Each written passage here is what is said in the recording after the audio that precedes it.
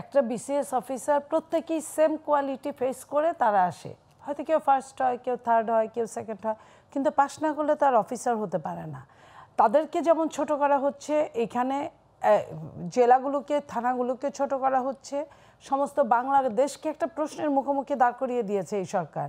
এই সরকার এটা কখনোই পারে না। তাকে কি আলাদা আলাদা নতুন নতুন আইন প্রণয়ন করার জন্য তাকে এখানে বসানো হয়েছে, নাকি একটা আপৎকালীন রাষ্ট্রকে জাস্ট সারভাইভ করার জন্য তাকে বসানো হয়েছে খুব কম সময়ের জন্য? উনি কি মনে করছেন যে আবহমান কাল যাবত উনি থাকবেন? উনি যেভাবে, উনি তো বলেছেনই যে আমার যেদিন ইচ্ছা হবে আমি সেই দিন ক্ষমতা বুঝাই দিব। তো এই যে এই টাইপের কথা উনি কিন্তু প্রায়শই বলছেন। উনি কি করলেন, উনি 4টা হাভোট না ভোটের মতো গণভোট দিলেন, এটার মধ্যে 4টা টপিক দিয়ে দিলেন। 4টা টপিক দিয়ে লাস্টে দিলেন কি, আপনি হ্যাঁ অথবা না এক কথায় প্রকাশ করেন। এই যে ফাজলামোটা, এগুলো জাতিসংঘে এক ধরনের ফাজলামো করা হচ্ছে না? যারা গণভোটটা চেয়েছিল তারাই কি ওইভাবে চেয়েছিল? আমি তাদের একটা লোকাল, একটা দেশের নাগরিক হিসেবে যে কেউ চাইতেই পারে, যে কোনো দল চাইতেই পারে, তার পক্ষে আপনি গেলেন, ভালো কথা। আপনি আবার কি করলেন, ওটার মধ্যে নুক্তা লাগাইলেন কতগুলা। এই নুক্তা লাগানোর জন্য তো জাতি আপনাকে সেট করে নাই। তো আপনি যে এই যে সামনের দিনগুলো যে চরমভাবে ঘোলা করার জন্য এই কাজগুলো করছেন, লটারি আপনি কেন করবেন? তাহলে ইলেকশনের দরকার কি? যে বললো রতন ভাই 2800 কোটি টাকা খরচ করে, তা এই এতগুলা টাকা খরচ করে ইলেকশনের জন্য যদি লটারি হয়, তাহলে আমি বলবো যে দেশের এত ঋণ খেলাপি, এত ঋণ যে দেশের উপর, সেই 1 বছরে ডাবল হয়ে গেছে ঋণ খেলাপির অবস্থা, সেই দেশে আপনার লটারির আয়োজন থাকবে কেন? আপনি আমাকে এটা বুঝাই দেন যে কেন আপনি এখানে, কোনখানে আপনার নিরপেক্ষতা বজায় থাকলো? আপনি যদি সব একই পক্ষপাত করা হলো কোন জায়গায়? অবশ্যই পক্ষপাত করা হলো। যেখানে লটারি, বাংলাদেশের লটারিতে কখন আপনি শুনেছেন যে অরিজিনালি লটারি হয়? লটারির মধ্যে ওই যে স্কাইপের মতো হয়, যে আমি দাঁড়াইলে তুই বসায় দিস। তো ওটা ছিল শেখ হাসিনার আমল। তাহলে এই আমলের মধ্যে পার্থক্যটা কি হলো? ওটাও তো এই লটারির মতোই ছিল। এই যে আত্মপক্ষ সমর্থনের সুযোগ না দিয়েও তোগুলা মানুষকে ফাঁসিতে ঝুলাইছে। 50 বার, একবার না 50 বার ফাঁসিতে ঝুলাক, আমার দুঃখ নাই। দুঃখটা হলো ওই জায়গায় আমি, ধরেন আমি চোর, আমি যে ডাকাত, আমি রাজাকার, আমার আত্মপক্ষ সমর্থনের সুযোগ দিতে হবে রাষ্ট্রকে। রাষ্ট্র, আপনার শেখ হাসিনার ফাঁসি হয়েছে, কোনো দুঃখ নাই, শেখ হাসিনা অপরাধ করছে, এটা নো ডাউট। কিন্তু শেখ হাসিনার আপনার অ্যাডভোকেট যাদের সেট করে দিয়েছেন আপনি, যে পক্ষের অ্যাডভোকেট সেও যেমন হাসি দেয়, যে বিপক্ষের অ্যাডভোকেট সেও তেমন হাসি দেয়, এটা হইল? এখন সে যদি আইনজীবী নিয়োগ না করে, আইনজীবীকে নিয়োগ যে বলছিল আপনার ওদের তো দল করে প্রো আওয়ামী লীগের, এরকম অনেকেই আছে যাদের বয়সের কারণে বা কোনোদিন ওইভাবে অন্যায় করে নাই, ওই কারণে তাদেরকে কিছু করা হয় নাই, তারা আছে, চলাফেরা করতে পারছে, তারা তো অ্যাডভোকেট হতে চেয়েছিল, আপনি দেন নাই কেন তাদেরকে? অ্যাডভোকেটই তো আপনার তো ওপেন, তারা আপনাকে করবে, বিট করবে। তাহলে এখানে আপনার তো কোনো গোপনীয়তা নাই, তাহলে আপনি কেন দিলেন না? তার মানে কি আপা বলতে চাচ্ছেন এটা ন্যায় বিচার হয়নি?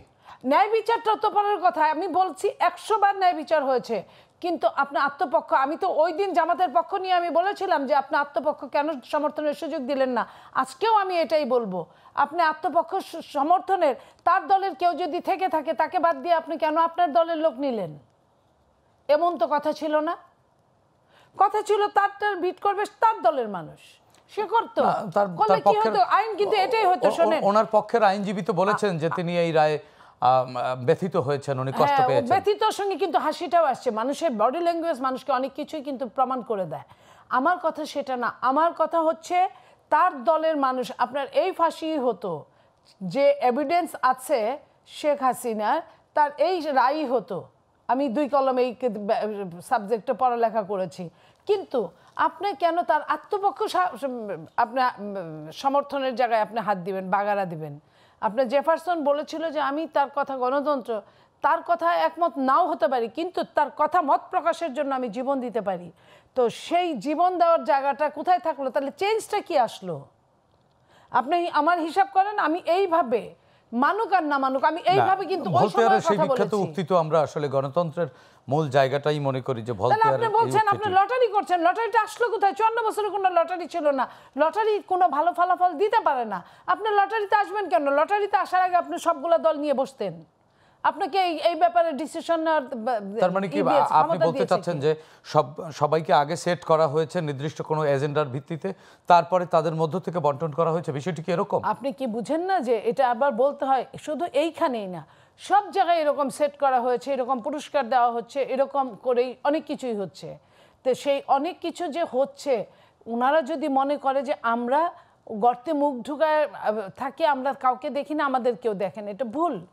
আমরা কাউকে না দেখলেও আমাদের কেউ দেখে, ওনারা কাউকে না দেখলেও ওনাদেরকে আমরা দেখছি। জি আপা, আপনার কাছ থেকে আবারও শুনবো। রতন ভাই, গর্তে মুখ ঢুকিয়ে কি এই লটারি করা হয়েছে? আসলে নির্দিষ্ট কোনো এজেন্ডা সেট করা আগেই ছিল, নীলুফার চৌধুরী মনে করছেন, আপনি কি সমর্থন করেন কিনা? না, এটা সমর্থন করা কিংবা বিরোধিতা করার প্রশ্ন নয়। প্রশ্ন হচ্ছে যে লটারি সংক্রান্ত বিষয়টা আমাদের একটু আলোচনা করা দরকার। যে প্রশাসনে এই যে একটা পদ্ধতি শুরু হলো, এটা শেষ হবে কোথায় গিয়ে? আমরা কোনো একটা পদ্ধতি যখন শুরু করব, কেন শুরু করেছিলাম সেটা যেমন আমাদের যুক্তি থাকতে হবে, এটা শেষ হবে কোথায় গিয়ে সেটাও থাকতে হবে। যদি বলা হয় এবারই শেষ, এরপরে আর লটারি হবে না, তখন যদি এই লটারি নিয়ে প্রশ্ন উঠবে, তাহলে তখন কেন লটারি করেছিলেন? আবার লটারি পরবর্তীতে লটারি বন্ধ হয়ে যায়, তখনও প্রশ্ন তুলতে পারে, উঠবে যে তাহলে তখন আপনি নিরপেক্ষতার প্রশ্ন তুলেই তো লটারি করেছিলেন। তাহলে যদি ওটা সত্যি এবং ভালো পদ্ধতি হয়, তাহলে এটাকে অব্যাহত রাখুন। আবার ওসি পদেও কিন্তু লটারিতে পদায়ন হবে। যে পদেই হোক, এটা ওসি হোক, ডিসি হোক, কিংবা এসপি হোক, কিংবা ভবিষ্যতে সচিব হোক, সবই যদি এরকম হয়, আমরা বলবো এই পদ্ধতিটা প্রথমত একটা ডিগনিটির উপর আঘাত, দ্বিতীয়ত হচ্ছে একটা রেসপন্সিবিলিটিকে কোশ্চেন করে, তৃতীয়ত অ্যাকাউন্টেবিলিটিটাকে মানে আড়াল করে দেয়। আমি যদি বলি যে উনি এই কাজের জন্য ভালো, তার মানে আমি কিন্তু এখানে দায় নিলাম, কারণ আমি একটা মত দিয়েছি। মত দেওয়ার কারণে যদি উনি খারাপ কাজ করেন, তাহলে আমিও কিন্তু তার জন্য কিছুটা দায়ী হব, যে আপনি না বলেছিলেন যে উনি এই কাজের জন্য ভালো। তার মানে তখন আমি সতর্ক হব। এরপরে কাউকে যদি কোথাও আমি পদায়ন করতে চাই, আমি ভালো করে জেনে নেব, যাচাই করে নেব। মানে রাজনৈতিক দলগুলো এই কাজটা করে।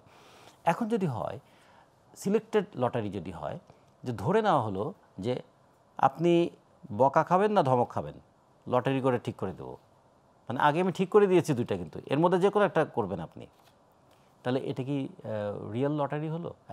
প্রথমত লটারির সঙ্গে আমি ডিগনিটির প্রশ্নটা যুক্ত করলাম, সেটা যদি বাদও দেই, তারপর আমি তো সিলেক্ট করে দিয়েছি যে আপনাকে এর মধ্যে থেকে আমি লটারি করব, এটা গেল পদ্ধতির দিক থেকে। তৃতীয়ত সন্দেহের দিক থেকে, আচ্ছা কাদেরকে নিয়ে লটারি করা হয়েছিল, ওই পদে কতজন ছিলেন, তাদের সবাইকে কি লটারির অবজেক্ট করা হয়েছিল? আচ্ছা লটারির মানে পদ্ধতিটা কী ছিল? এটা কি নাম লিখে কাগজ দিয়ে তারপর ওই বক্সের মধ্যে নাড়াচাড়া করে সেখান থেকে কাগজ তোলা হয়েছিল? এইরকম পদ্ধতি, মানে এরকম প্রচুর প্রশ্ন এখানে আসতে থাকবে। তা আমরা এই জন্য বলি যে আমাদের অনেক দুর্বলতা আছে।